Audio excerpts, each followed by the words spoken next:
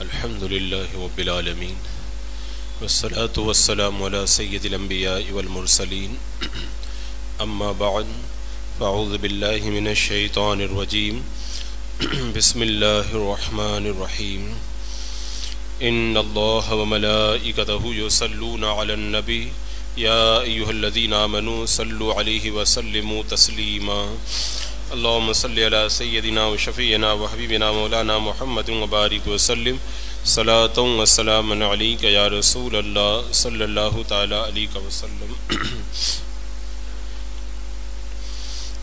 افامن الذین مکروا السیئات ان یخسف اللہ بهم الارض او یأتیہم العذاب من حیث لا یشعرون۔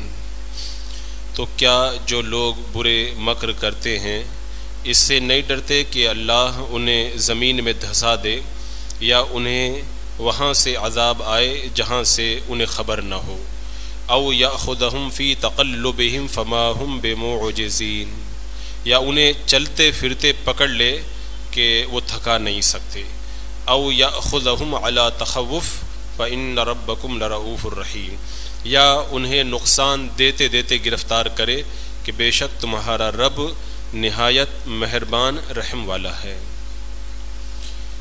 اس سے پہلے کافروں کا یہ اعتراض گزرا تھا کہ اللہ تبارک و تعالیٰ کسی فرشتے کو نبی بنا کر کے کیوں نہیں بھیجتا، تو اس کا جواب یہاں پر آیات میں ذکر ہو گیا۔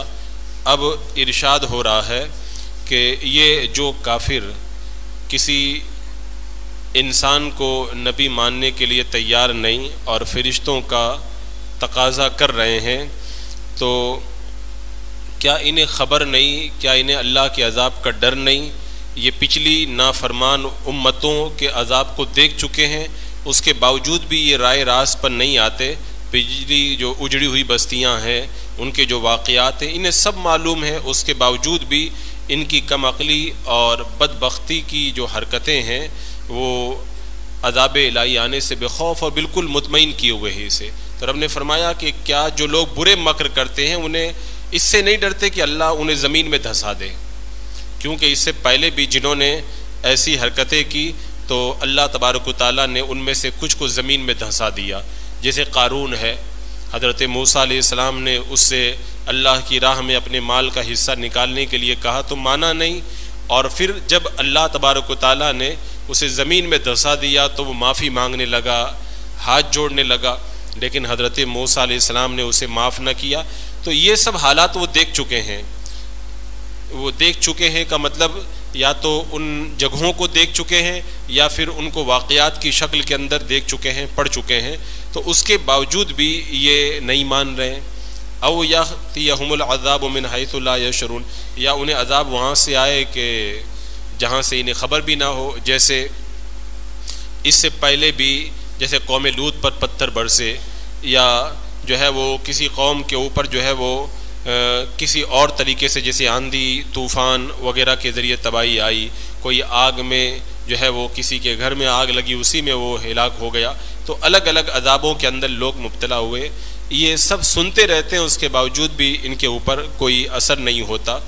تو اللہ نے فرمایا کہ یا اللہ تعالیٰ انہیں چلتے پھرتے ہی پکڑ لے، کیونکہ اس سے پہلے بھی جو ہے وہ جیسے قوم ہود ہے، یہ سفر کرتے تھے دور دراز علاقوں کا، تو اس کے بعد میں اللہ تبارک و تعالیٰ کا عذاب ان پر وہیں پر پہنچا اور یہ لوگ ہلاک کر دیے گئے۔ تو اس بات سے بھی کیا انہیں خوف نہیں آتا؟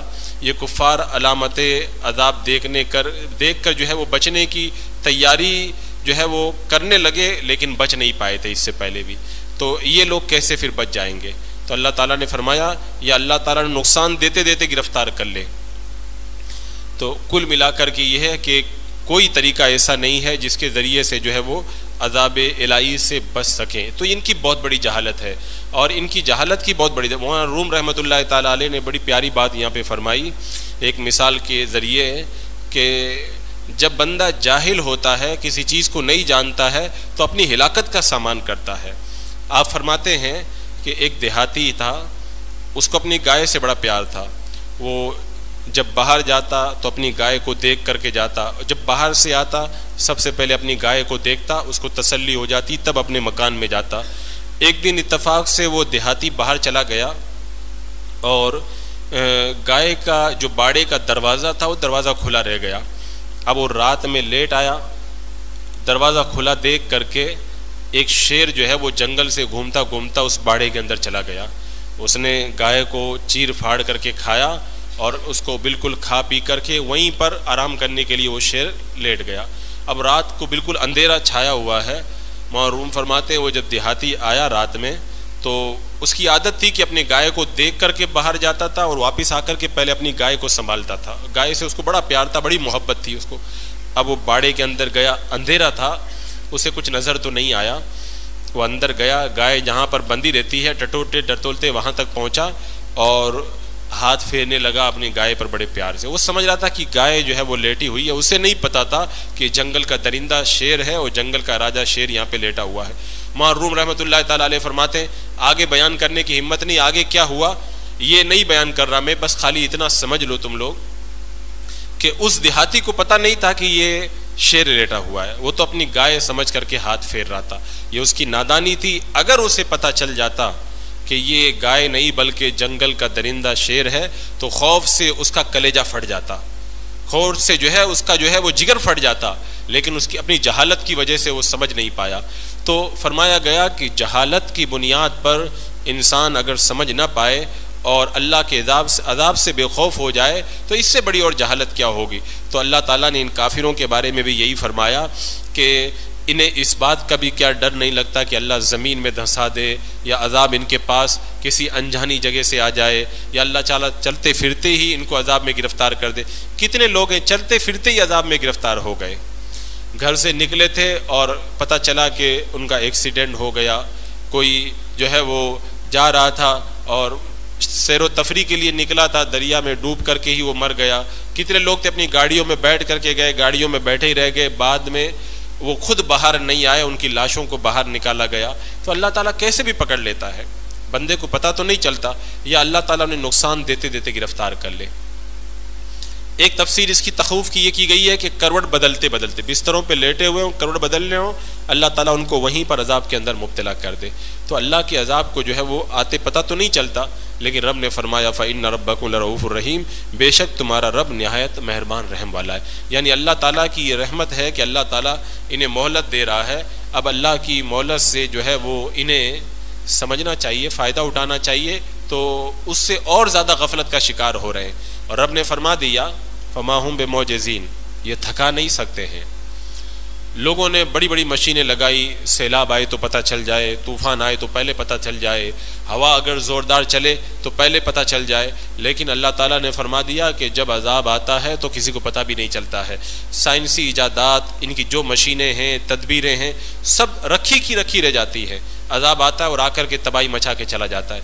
سونامی کے بارے میں دیکھیے آپ, انہوں نے سمندروں میں بڑے بڑے جو ہے وہ مشینیں نصب کر کے رکھی ہیں سمندری طوفان کے بارے میں بتانے کے لیے, لیکن جب سونامی آیا تھا کتنے ملکوں کے اندر وہ چند گھنٹوں کے اندر آ کر کے چلا گیا, اور لاکھوں کی تعداد میں, اور بہت ساری خبروں سے تو پتہ چلتا ہے 1 کروڑ سے زیادہ لوگ اس کے اندر ہلاک ہو گئے.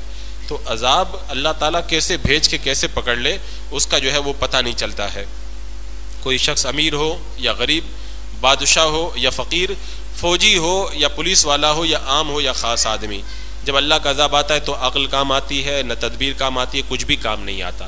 تو فرمایا گیا کہ ان کی جہالت ہے کہ اتنے عذابوں کو دیکھنے کے باوجود بھی یہ لوگ رائے راست پہ نہیں آ رہے.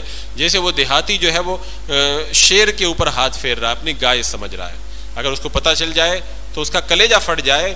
ایسے ہی بندے کو اگر پتہ چل جائے کہ اللہ کا عذاب کیا چیز ہوتی ہے, وہ اپنی جہالت کو چھوڑ دے اور صحیح بات کو سمجھنے لگ جائے تو اس کا خوف سے کلیجہ اس کا بھی پھٹ جائے گا. لیکن یہ اپنی جہالت کی وجہ سے جو ہے وہ سمجھ نہیں پاتا. اور صحیح بات تو یہ ہے کہ اللہ تبارک و تعالیٰ جسے توفیق دے وہی سمجھ پاتا ہے, ورنہ بندے کے بس کی بات نہیں ہے. یہاں پر بھی مجھے معروم رحمۃ اللہ تعالیٰ علیہ کی وہ بات یاد آئی.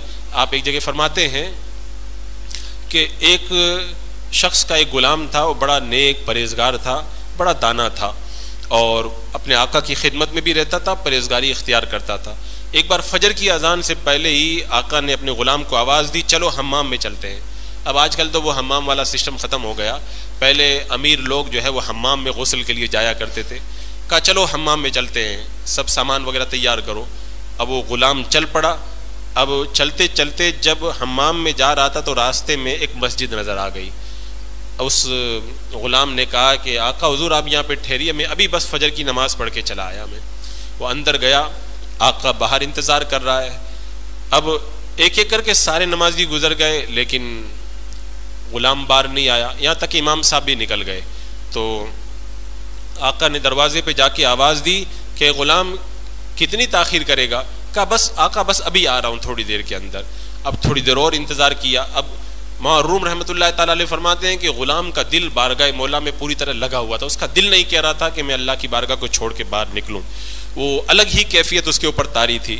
جب کافی دیر گزر گئی تو دروازے پہ آیا اور آ کر کے آقا کہنے لگا کہ غلام تجھے کون باہر نہیں آنے دے رہا ہے؟ کس نے تجھ کو روک کر کے رکھا ہے؟ تو غلام نے اندر سے جواب دیا آقا جس نے آپ کو باہر روک کر کے رکھا ہے اسی ذات نے مجھے اندر روک کر کے رکھا ہے، اور جو مجھے جو ہے وہ باہر نہیں آنے دے رہا وہی تجھے اندر نہیں آنے دے رہا ہے. تو آقا کی اس بات پر محروم رحمۃ اللہ تعالیٰ علیہ فرماتے ہیں یہ اللہ تعالیٰ کی توفیق ہے. اللہ تعالیٰ جس کو توفیق دیتا ہے وہی اندر جاتا ہے. آقا کو توفیق نہیں ملی تو باہر پریشان ہے، اور غلام کو توفیق ملی تو اندر سے باہر آنے کا اس کا دل ہی نہیں کر رہا ہے. تو یہ اللہ کی توفیق ہے، اللہ تعالیٰ جس کو چاہے اس کو نواز دے. تو ان کافروں کو طرح طرح کے عذابوں سے ڈرایا گیا لیکن پھر بھی یہ لوگ جو ہے وہ رائے راست کی طرف مائل نہ ہوئے. ان کی قسمت کے اندر یہ دولت تھی ہی نہیں، اور اللہ کا بڑا کرم ہے اہل ایمان پر کہ اللہ نے انہیں ایمان کی دولت سے مالا مال فرمایا. تو رب نے فرمایا فَإِنَّ رَبَّكُمْ لَرَؤُوفٌ الرَّحِيمٌ، بے شک تمہارا رب نہایت مہربان رحم والا ہے. یعنی یہ اتنی جو ہے وہ شرارتیں کر رہے ہیں، مکر السیئات، بہت برے برے مکر کر رہے ہیں. کبھی اللہ کے رسول کے خلاف مکر کر رہے ہیں، کبھی صحابہ کرام کے خلاف مکر کر رہے ہیں، ہیلے کر رہے ہیں، صحابہ کو شہید کرنے کی کوششیں، اللہ کے رسول علیہ السلام پر پتھر گرانے کے لیے سازشیں تیار کر رہے ہیں.